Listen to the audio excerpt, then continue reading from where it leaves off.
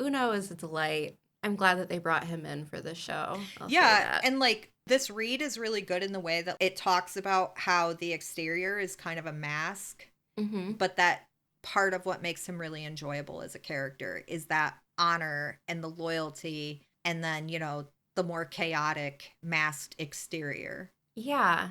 In the first episode, they're kind of clowning on him, but he puts up a big show like he's annoyed that they're laughing at him. But deep down, I like to think that he doesn't care. He enjoys making other people laugh, I think. Oh, yeah, he definitely has the personality of somebody who like really works well as a career warrior. Yeah. Yeah. He would be a great character to, like, a day in the life of Uno would Oh, be I would love that. wonderful. It would be wonderful. Like an MTV Cribs episode. Yes. Help boost this video by giving it a like, and to not miss out on other coverage, make sure you're subscribed. Hello and welcome back to the channel. Amber here with Laura, and we are on episode 2 of our season 2 Wheel of Time podcast rewatch. Laura, we've got a bunch of different plot lines happening. We are spending a lot of time at the White Tower this week with Nynaeve and Liandrin, Egwene and Elayne, and then Mat and Min. In Cairhien, we have Rand working as a helpful He's a hospital aide. He's a hobosexual who works as a nursing aide. Perfect.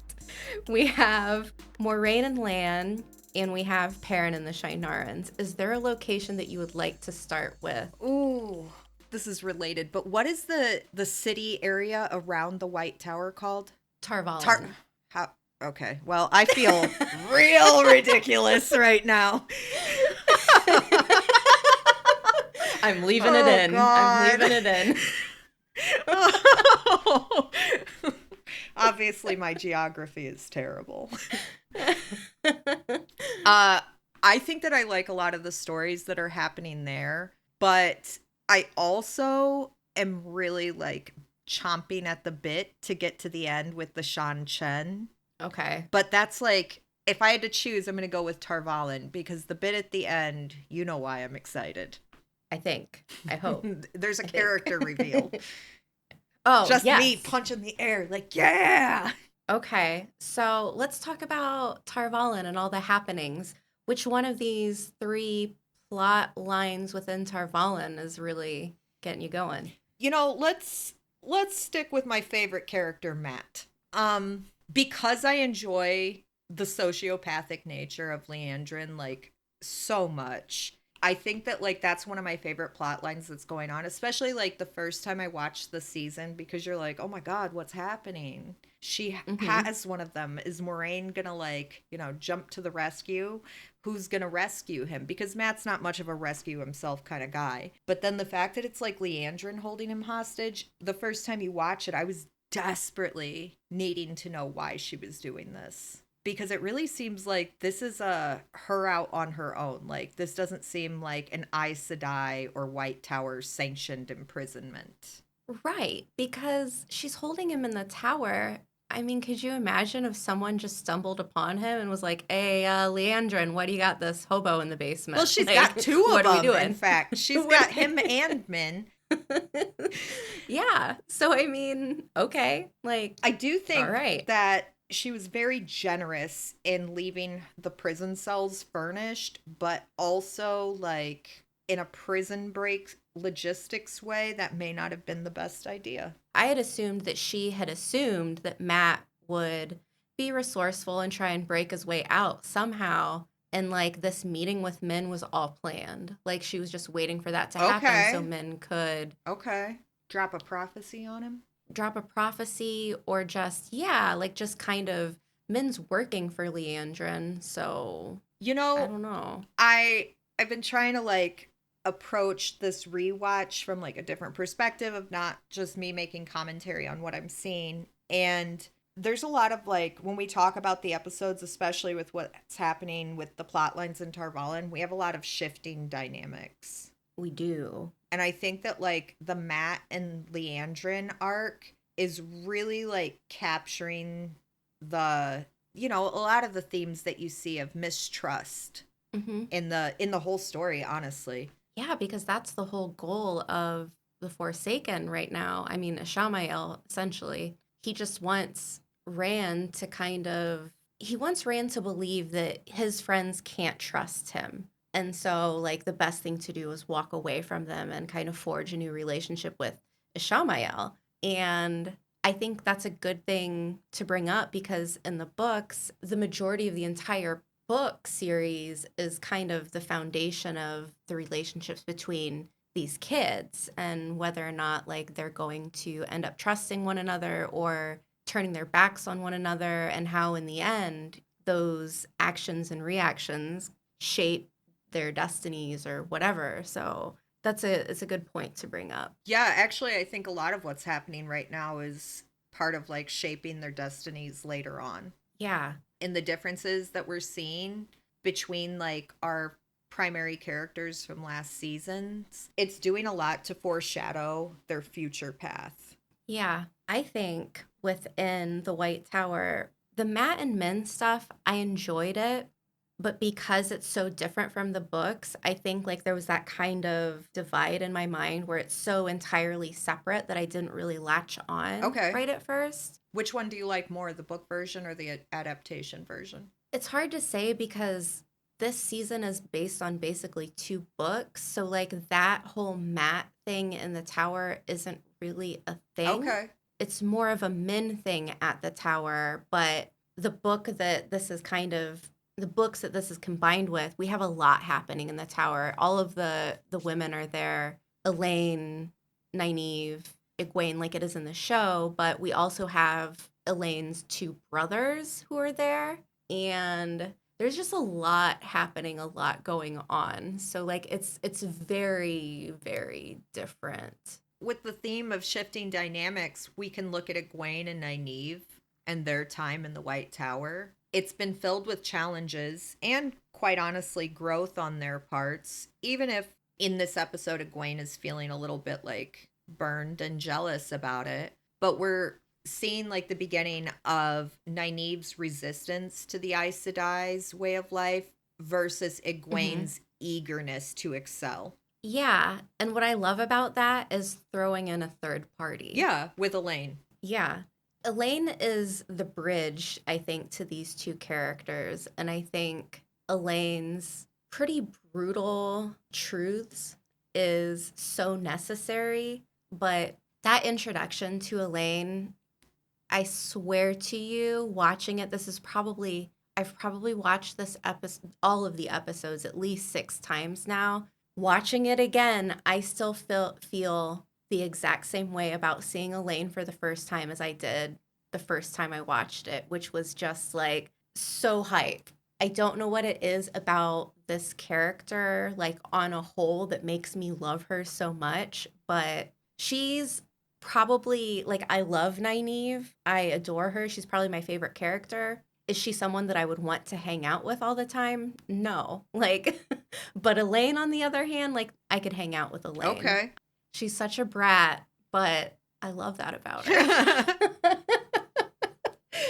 I feel like she can read people really well, and I enjoy that about her. Yeah, I enjoy that about her too, especially how it plays off of Egwene's dogged pursuit of excellence and Nynaeve's more reluctant acceptance of what her destiny is. And then you have Elayne, who's like confident and driven. And because she's so like aware of her place in the world as a noble, she's very prepared to handle things in an incredibly diplomatic way that we don't see from Egwene and Nynaeve.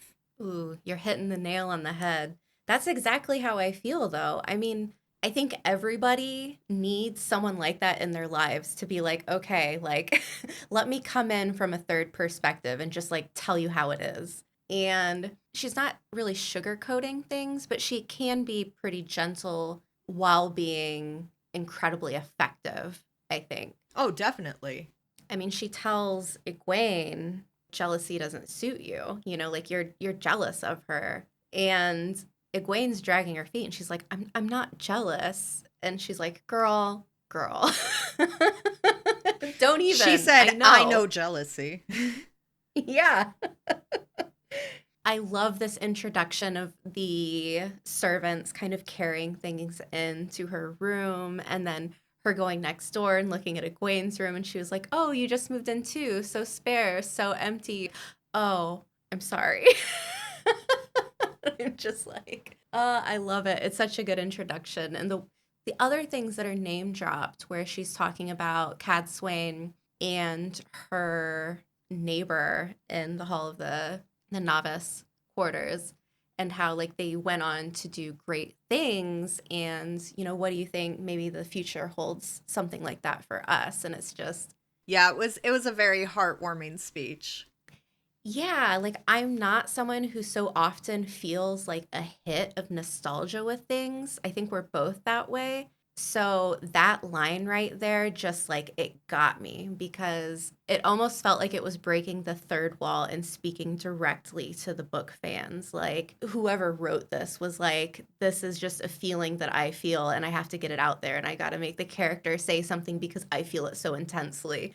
And that's what it felt like for me, because I was just like, oh, yeah, that spoke to me. And it also kind of combines another thought that I had with this episode, because we have a conversation with Moiraine and Verin and Adeleus at the campfire, where Moiraine is explaining how she met Lan. And both of these moments felt very tailored to the book fans. Everything that Moiraine was talking about, like her first meeting Lan, is from New Spring, which I love the prequel so much.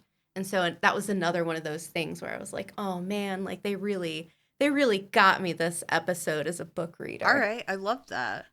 I do love that they have like little things in there that really speak to the book readers. I mean, they didn't have to. And I guess there's always people who also think like these little types of like nods and Easter eggs are too much. But I don't. Too much, really. Yeah, like some people don't like that so much, where it's like, well, just it's so different, just make it be its own thing, like you don't have to remind us every 5 seconds, and I'm like, I don't know, Isn't like, that kind of the key to adaptations, is taking a ton of data, collating it down into an actable script, and then trying to keep nods to the original material? Isn't that like how most adaptations are done anymore?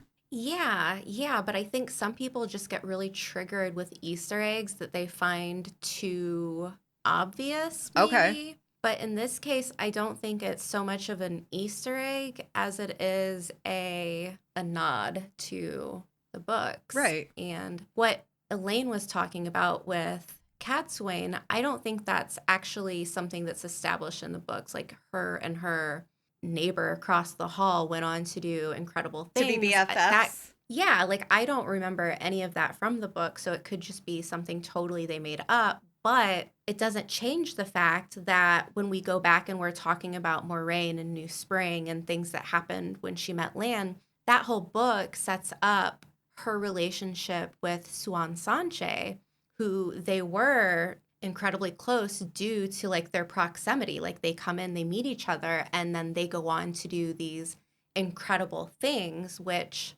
now I'm getting ahead of myself, but now I have to wonder if something like that has to be carried over into season 3, because we left this season on such a bad note between Moiraine and Seanchan, when these two characters are like they have such a strong bond, and they are just carrying this secret with them their whole lives, and for them to just kind of turn the other way this season that we're talking about feels a bit odd. And I think some people were even theorizing like maybe this whole dramatics between Swan and Moiraine was just faked for whatever reason. I could get into all of that, but I'm trying to like be quick. but I mean, all of these relationships, especially between women who are Aes Sedai, it's just so important to the story. And I don't know, there's a lot in this episode that's got that going for it, in terms of even when we're not in Tar Valon, even when we're not in the White Tower, it's still very foundational to this episode. You know, I was thinking maybe we could take these two trios and make them a duo and talk about Liandrin and Nynaeve. Yeah. Because they're like another storyline that we have going on in Tar Valon. And so when I think about it, I have to wonder, Liandrin's manipulative attempts to be Nynaeve's mentor, are those because she sees herself in Nynaeve, or is it like just purely tactical? I don't know. Now that you're saying it, though, I could see Liandrin seeing some of herself in Nynaeve, kind of headstrong and maybe having like a hard life. Yeah. Before entering the White Tower. Yeah, and Liandrin's really good at hiding her motives behind hating men. Her exaggerated misandry actually works to hide some of her motive because everybody just assumes she's doing everything because she hates men. Yeah, and then this episode kind of pulls the rug out from underneath that and says, well, she does hate men, but she loves her son. She's got a whole lot of balls to juggle right now too. She's got some captives. She's trying to be a mentor. She's trying to be a parent. I think this episode specifically adds a lot of depth and layering into Liandrin. Like, I get that she's an antagonist in the story, but this gives her a depth of like being more than just a villain. Yeah. I think this was a pretty good choice for the show. It kind of two birds with one stone, gives Liandrin a reason to do the things that she does regarding the Black Ajah, but it also kind of humanizes her in a way. She's terrible, but she's still human. Right. I think for me, when she originally started, let's say, like, checking out the landscape about getting in with Nynaeve's mentor, which she did in the last episode, where we saw her kind of like basically like manipulate her way into it. A part of me kind of wondered, in the scene where we get the info drop that she has a child and she's keeping him in Tar Valon, it did pose like the question to me is her hope that because Nynaeve's so powerful and kind of naturally attenuated to being a yellow Ajah, is the hope that like she'll be able to harness Nynaeve's power into helping her son? Yeah, I mean, that's an option, even if, She has so many possibilities of what these manipulations are actually serving. Yeah, if she was able to bring Nynaeve to the Black Ajah, if this was something that she was planning, she obviously wasn't ready for Nynaeve to see that she has a son right now, but if she had that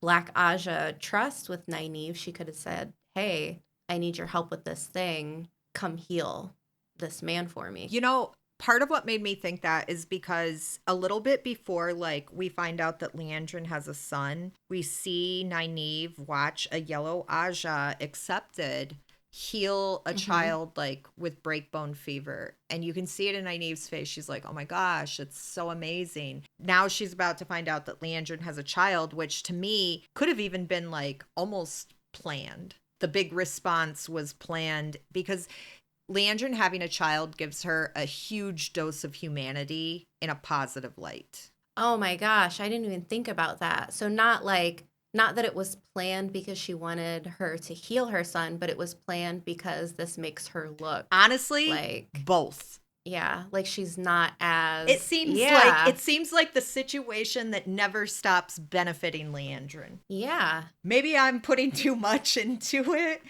No. But I was like, there are so many like facets about this relationship specifically, and with how Liandrin is as a person, how are you to know that not everything was planned ahead of time, that this isn't all just working towards one ultimate goal? Yeah. Because by giving herself humanity with Nynaeve, she has a much better chance of forming a bond with Nynaeve. Yeah. And it does work out because later on in the season, she was like, come with me. And it all turns out that she just wanted them to trust her so that she could have the Seanchan come swoop up the girls. Right. Because we see that Nynaeve's put in the trial of the arches at the end of this episode. And Liandrin comes to collect her and basically gives her like a, hey, sorry. I know we're friends now, but I did this before that. So you got to do it. Cool? Cool. That's so wild. The end, that For me, I hate the Aes Sedai for this so much. For me, it's so dangerous. It was honestly just about Liandrin's like preface for it. Like I tried to stop it, but I had already put it in motion. My apologies, my lady. Mm-hmm. Like, and she just like drops her off, and she's like, "Okay, see you later. Hope you live." Yeah, hope you live. Toodles. The White Tower has a lot going for it this episode. I think for me, that's where I was most excited to get back to. Absolutely. Like going over all of this just solidifies it. You know, I really enjoy the Tar Valon plot lines a lot because I enjoy the Machiavellian nature of political intrigue. Mm-hmm. And that's not to say that the other plot lines are not good. It's just that I particularly really enjoy, like, especially Liandrin's plot line. Okay, so let me ask you this. And for people who might not have watched the first episode that we covered last week, Laura hasn't read the books. I have, so she's going to be guessing here. Knowing what we know about Liandrin and the Black Ajah and that the cat is out of the bag, what do you foresee happening next season with Liandrin? I feel like Liandrin might go ghost, you know, like an operative that's had a burn notice issued for a little bit, but I think that we're going to see her pop back up and secretly start either attempting or successfully manipulating accepteds that she wants to bring with her. Ooh, so you're thinking she might come back in and recruit. Yeah. Is the Black Ajah even remotely prepared to take on the White Tower? I don't feel like that would be the case by season 3. See, the thing is with the Black Ajah is not everyone who is in the Black Ajah only knows 2 other members who are in the Black Ajah. That way, if one of them's caught, the whole gang doesn't go down with them. True. So okay. In the books, at least, so I believe like it's called a heart. I think it's 3. So if Liandrin is Black Ajah, so she should essentially know 2 others. And so here's my question: is the who you know barriered within those like trios? Yeah, the 3 will know each other, but they won't know anyone else outside of their heart, I guess. Is their heart their like lieutenant? Or is that what like the trio's called? Yeah, the trio I think is just called a heart. Who do they get marching orders from? Because it'll typically be like one of the Forsaken, or maybe a really high-ranking dark friend. All right, people who are like just fine being out in the open as villains. Yeah, but typically it's all kind of mysterious in the books. All like right. A lot of dark friends don't know other dark friends, and they might just have orders from Ishamael. Okay. So it's kind of hard to say. Interesting. I am interested to see how the dynamics of the Black Ajah unfold. Yeah, like it kind of goes back to that opener at the beginning of episode 1, like where they have all of the dark friends in that room. They're all cloaked, so like nobody knows who each other is except for Ishamael and Padan Fain, who decides he wants the world to see his face. Like, I mean, does it get crazier than Padan Fain? That man is unhinged. Yeah, this episode, we've got the question of, is Padan Fain going rogue and killing Fades now? Or what's all that about? Yeah, what's he up to? And speaking of killing Fades, Perrin's journey takes like some different turns in this episode. Yeah, let's talk about it. So we have Perrin with the Shinarans and Loial and Elias. I don't think we've really gotten like to where him and Elias start kind of working with each other to help Perrin advance his wolf brother spirit. Bond? I'm not sure. Sure. Yeah. We'll go. Let's go really with matter. Bond. Let's go with Bond. Yeah. So we haven't really gotten to that part, but what we do experience is they're in a village and they were kind of doing like some detective work about the Fade that they were seeing that was dead. And then suddenly they just get mobbed by Seanchan. Yeah, they end up in this village just kind of turning down for the night. And that's that. And then guess who turns up? The Ishamael like intro of him being on the throne with the leader of the Seanchan. Chef's kiss. I love his theatrics. And I love Ferris as the actor. He's so good. Yeah. He's so good. His facial expressions like really work for me as a villain. You know what gets me is that one episode where him and Lanfear are kind of playing around in Tel'aran'rhiod, and then he's like cuddling and like caressing Rand's face as it turns into Lanfear. Like no one else could pull that off besides that man. I am convinced. I will die on that hill. But yeah, so we have like his introduction as a fully formed person who is not stuck in like some sort of prison dimension. Mm-hmm. The only thing I can think about in that scene is his face, like as they first pan over to him, and the ultimately amused while smug look. And then I realized that we kind of really just good. like drop it there at that point. I mean, with this storyline, to me, it kind of feels like this was A bit of a climax. it was a bit of a journey that then reached like another climax for that line. Yeah. The Seanchan are great. Like I mean, like they're not good people, but as antagonists, it's a very fun story, I think. And I love the fact that they're not like gone, you know? Like they, just because the ships got blown up at the end of the season doesn't mean that there are not hordes of them on their way. No, it definitely has like a to be continued, like a Sauron aspect. keeps bringing in more and more people to fight. It's very much Return of the King in some ways.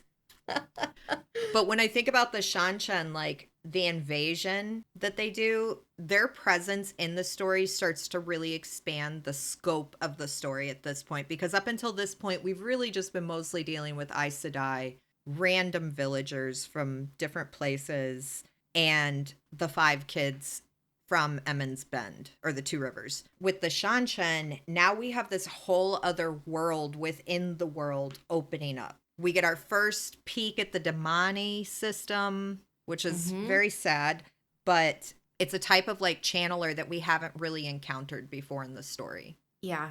It's a good way to open that up because now it kind of answers the question of, oh, are there other channelers out there besides the Aes Sedai? And it's yes. Yeah, there are. It's really interesting to me that it's so opposite of the Damane system is so opposite of the Aes Sedai system. Like in the Damane system, we have extremes of power and submission. Every channeler has basically like their caseworker with them all the time. Yeah.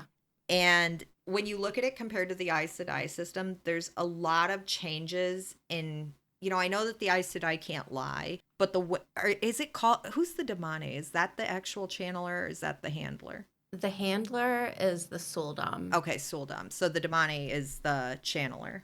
Channeler. Yeah. Okay, so well, yeah. So like when you look at the Aes Sedai, they have a lot of freedom and agency, and the Damane do not. Mm-mm. Their connection to the one source is completely controlled by the Sul'dan, like their handlers for the Seanchan Empire. Yeah. And what's unfortunate about this is that the way that the Seanchan do this actually levels up the channeler faster than they would if they were at the White Tower training with Aes Sedai. Like this enslavement of the Damane, they make leaps and bounds because they're always connected to their handler and they learn things very rapidly. And that's why, like, when they get Egwene, they're stoked because she has this, like, raw talent, this raw energy, power to her. Yeah, it's easy to forget that she's also very powerful amongst the median of channelers because with her proximity to Nynaeve and Nynaeve being, like, Thanos level, it tends to, like, kind of overshadow that Nynaeve's actually an also really powerful channeler. She's just not quite at the same, she's just not at that same exaggerated level as Nynaeve. Or Egwene, yes. Yeah. It's and then we've added another to the trio because just in this episode they were talking about Elayne's strength as well. Actually, I really want to talk about that because Shiriam has that kind of meeting, I guess, in the courtyard with Liandrin and I believe Alanna. And That's in we episode 1, learn, right? well, it continues in this episode. I guess it's not the courtyard. It's in some little like seated area, Okay. but we hear that Alanna says, the pattern is giving us weapons to fight against the Dark One. She brings up Nynaeve and then the strengths of Egwene and Elayne. But then they also talk about how the pattern is like churning out false dragons. So they mention Logain and then they mention a new one, Mazrim Taim, which means there's another an extremely powerful male channeler out there who might be even more powerful than Logain.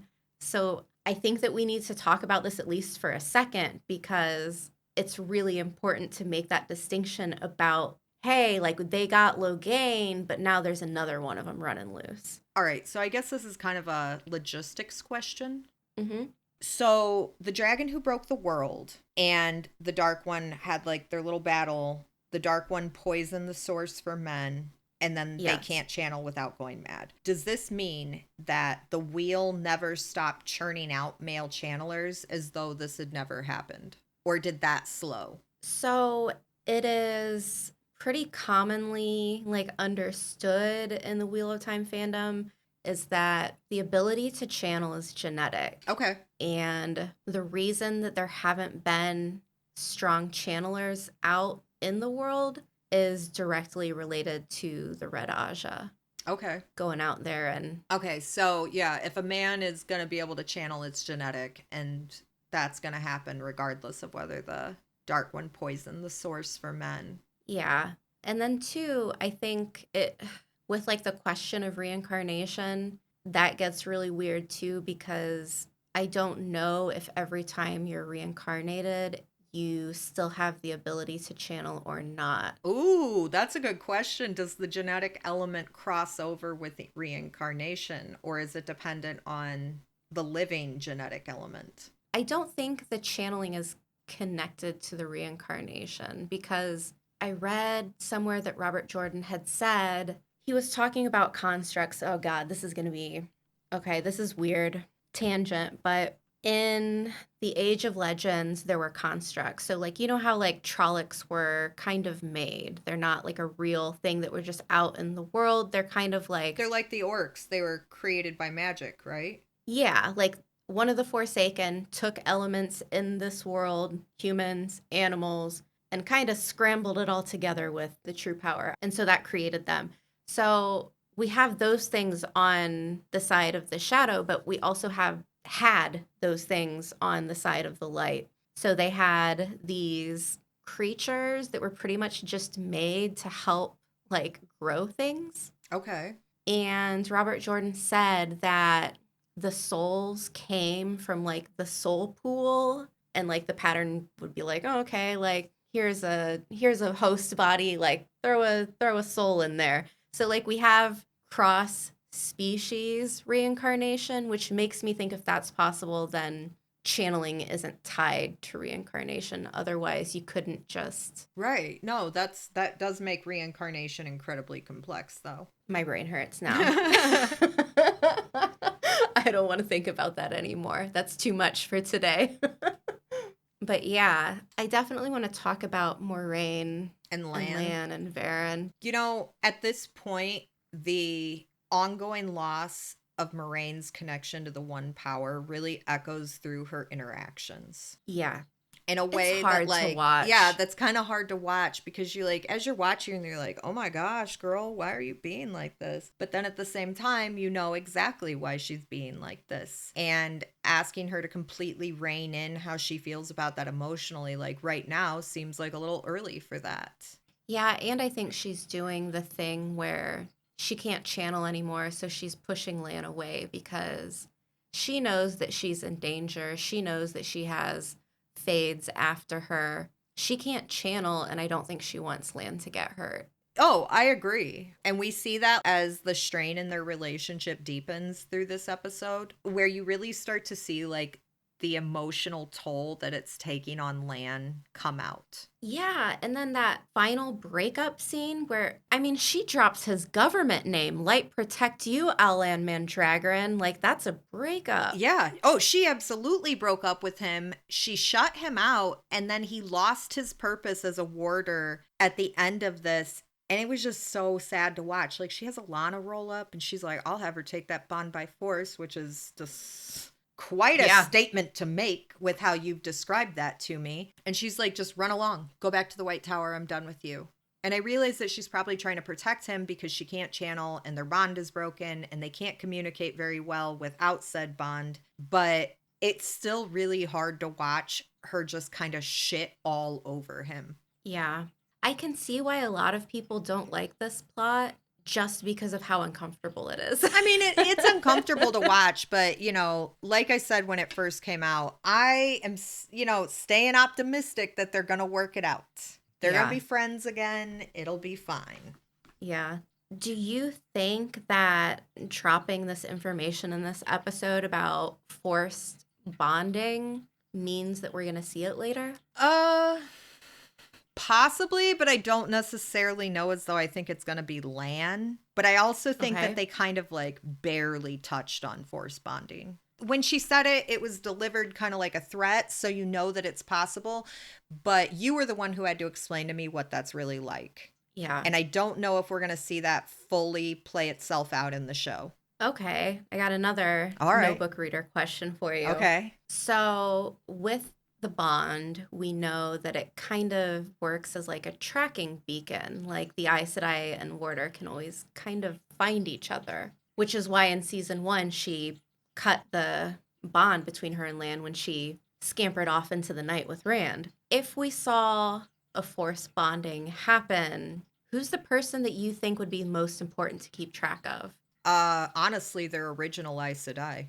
Okay. Because I feel like unless the original Aes Sedai is a part of that, like if we use the Alanna Moiraine Lan situation, I don't think that would be as much of a concern. And then I'd want to keep, you know, obviously I'd want to keep eyes on the warder because I feel like that would be a pretty traumatic thing to go through. And who knows what they might do in order to escape my evil clutches. And I can't have that happening. So what if you didn't have a warder? What if you were just like, I need to keep track of someone? Oh, and you force bond them that way. Yeah.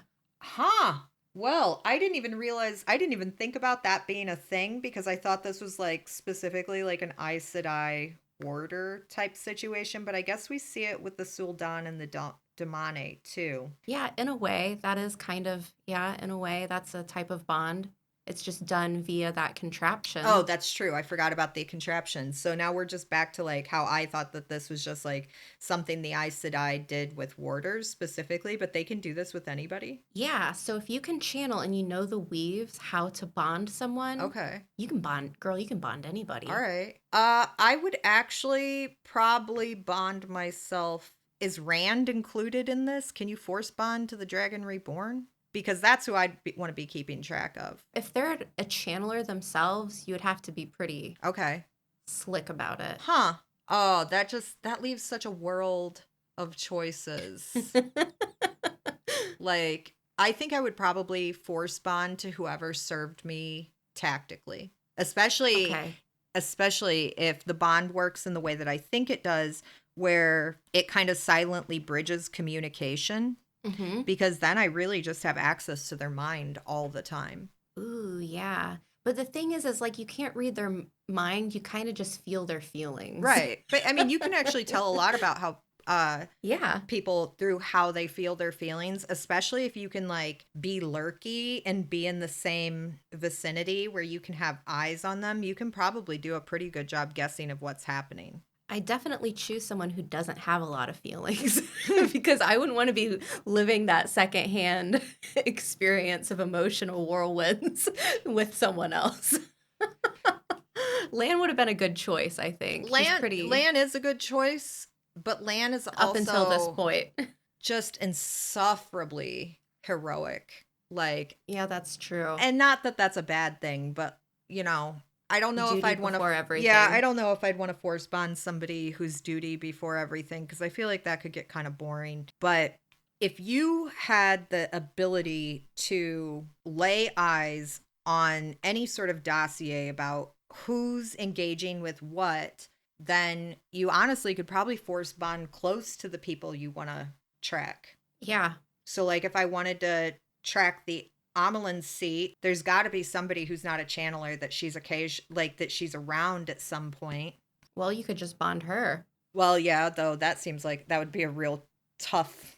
Like, that seems like it would be the only like one. Excuse me, Swan Sanche. I need you to sign this document. Yeah, Gotcha. It seems like it would be one half step below trying to force bond Rand. Yeah. And she's always got a gaggle of people. She's got an entourage. Yeah, so. but honestly, I probably wouldn't even go for her, and I'd go for somebody like that's in her circle that has, just non-channelers serving them or however they do things like that. There's got to be regular humans out and about around the channelers. So I think I would actually track them through their employees. Good call. Good call. So there's one last thing that I wanted to touch on. Okay. Verin knows that one of the boys that Moiraine brought into Tarvalin was the Dragon Reborn. Verin knows everything.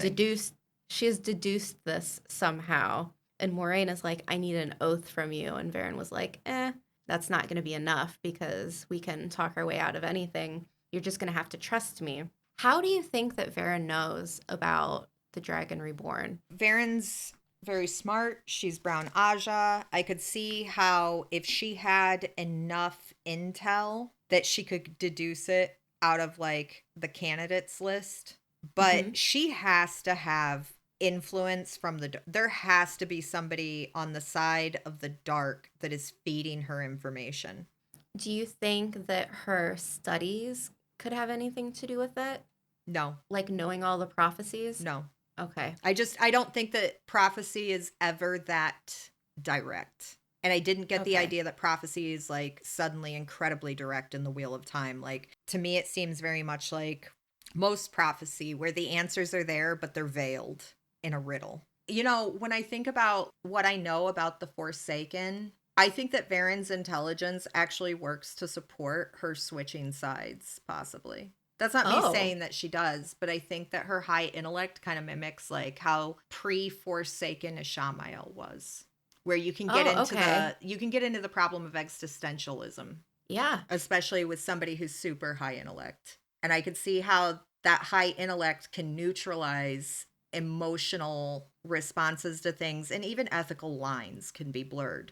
I think that's actually one of the bigger reasons that some people would join, the side of the shadow. It's not always power, money, influence. A lot of it is just like a Ishamael running numbers and being like, hey, this whole like dying and being reborn over and over again to experience war, famine, whatever, like it kind of sucks, and I'm going to push up against that. So you have other Forsaken too who are just incredibly intelligent or scholars in their own right.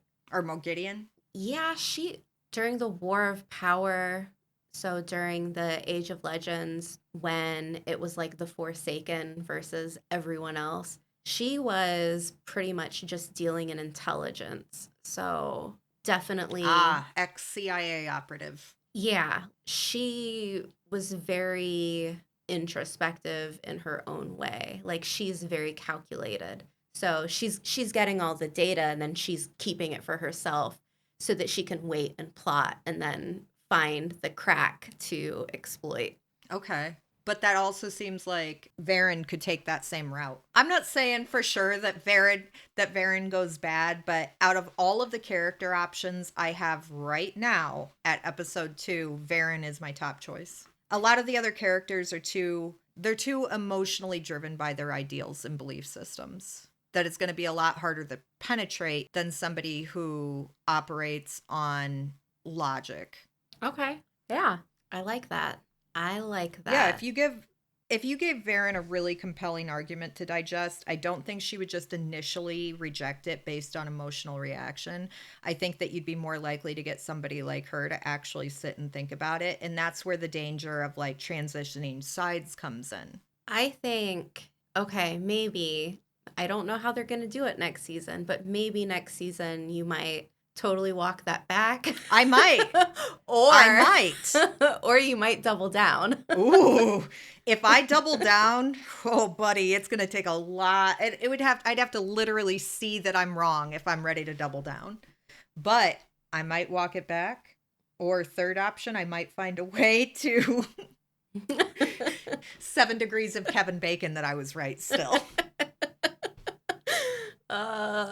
If we go by the books, next season Verin has some very enjoyable plot lines, I think. We'll see how they do it. I don't know, but yeah. You know who we didn't touch on whatsoever that actually was in this episode is Lanfear. Oh, Selene. We're still at the point where we don't know it's Lanfear. There's not a whole lot to talk about except for like her weird sexual arrangement for rent. Yeah. She's going to be a much bigger topic in these coming episodes. Yeah. Before we wrap things up, I feel like we need to do at least one ChatGPT diagnostic. I got 3 new ones. I'll let you pick. We have Uno, Elias, and Elayne. Oh, that's so hard. I'm naturally inclined to want to pick Elayne. Let's do Elayne. Wait. Do you want to tell people who are just joining us, maybe haven't watched the previous episode, what we're doing here? I really enjoy doing fun little larky things on ChatGPT because it's funny. So I had ChatGPT create psychological diagnostic profiles for every single character who has any sense of presence in the show. On our last episode, we covered quite a few, most of the main characters. We have a couple that we'll be waiting for until they have a bigger presence in an episode. But for this one, I have Uno, Elias, and Elayne. Uno really starts to, catch attention with his big, boisterous personality. Elias is mysterious, and I definitely want to know about the wolf bond stuff. And then we have Elayne, who's just very lovable. But if we go with Elayne, she exudes charisma and determination, but occasionally struggles with overconfidence and the pressures of living up to her role as daughter-heir of Andor. Diagnosis: perfectionism with adaptive traits. Elayne displays traits of high-functioning perfectionism, striving to excel and often achieving her goals, but not to the point of being debilitated by self-doubt. Her upbringing likely instilled an internal pressure to be the ideal ruler and Aes Sedai, though she remains self-assured in most situations. Adjustment disorder. As she transitions from the sheltered environment of the royal court to the broader and more dangerous world, Elayne occasionally struggles to adapt, especially when her expectations clash with reality. This manifests in moments of impulsivity or poor judgment, particularly when she tries to prove herself. Oh, man. Considerations. Elayne's confidence sometimes borders on hubris, especially when she underestimates the complexities of situations or the strength of her opposition. However, this stems from a more youthful idealism and inexperience in a deep-seated psychological issue. Her ability to inspire others and maintain composure under pressure highlights her emotional resilience and natural leadership skills, even when her circumstances challenge her. This just makes me love her even more. You think do you think it's a good read? Yeah. All right. Oh, absolutely. Absolutely. I'm thinking when it talked about her impulsivity, I'm literally thinking of next season, are we going to see her like drunk dancing on tables? Because I need that. I would love for her to have her Paris Hilton era. Yeah, because they have talked a lot this episode about her not being able to be out in the world and have friends and experience things because she's always needing to be protected. And right. Can't have the daughter-heir wandering around on the streets. But no, that's a really good read. I approve that one. Let's do one more. All right. I was like, let's just pick one. Now I'm like, no, let's keep going. Uno or Elias? I feel like maybe pick. I feel like maybe we should save. No, let's do Uno. I feel like Elias has bigger parts later on. Presentation. Uno is brash, fiercely loyal, and direct to the point of abrasiveness. His sharp tongue and colorful language often mask his deep sense of camaraderie and justice. Diagnosis. Intermittent explosive disorder. His frequent outbursts and quick temper suggest difficulty regulating his emotions, especially anger, even in situations that may not warrant such a strong reaction. Post-traumatic stress disorder. As a veteran of countless battles, his hypervigilancy and tendency to lash out could stem from trauma.